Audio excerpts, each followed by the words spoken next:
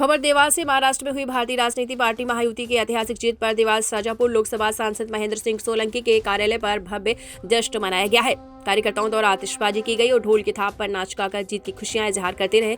वहीं सांसद महेंद्र सिंह सोलंकी ने अपने हाथों से सभी को मिठाइयां खिलाकर बधाई दी।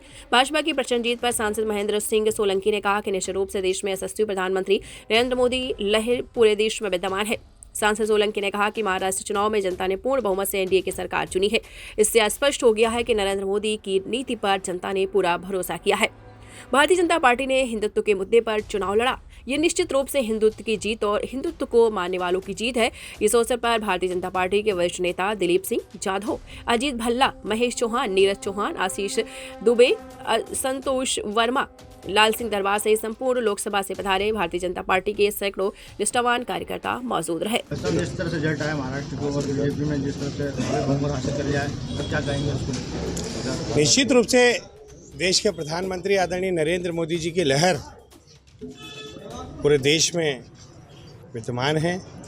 जिस प्रकार की स्पष्ट नीति के साथ वो देश पे शासन कर रहे हैं और देश को विकास के रास्ते पर ले जा रहे हैं, 2047 तक वो भारत को विकसित भारत बनाना चाहते हैं। इस बात को देश की जनता के साथ ही महाराष्ट्र की जनता ने भी समझा है। महाराष्ट्र के चुनाव में जो पूर्ण बहुमत की सरकार एनडीए की बनी है, उससे यह स्पष्ट हो गया है कि नरेंद्र मोदी जी की नीति पर जनता ने पुनः मोहर लगाई है। जिस प्रकार से भारतीय जनता पार्टी ने हिंदुत्व का दामन न छोड़ते हुए हिंदुत्व के मुद्दे पे ही महाराष्ट्र में चुनाव लड़ा है, ये निश्चित रूप से हिंदुत्व के अनुयायियों की जीत है, हिंदुत्व को मानने वालों की जीत है और ये नरेंद्र मोदी और हिंदुत्व की जीत है।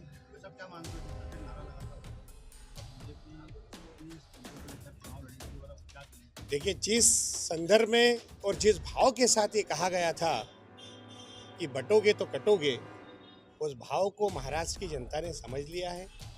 उन्हें ये बात समझ में आ गई है कि यदि हम बटेंगे तो हम कटेंगे।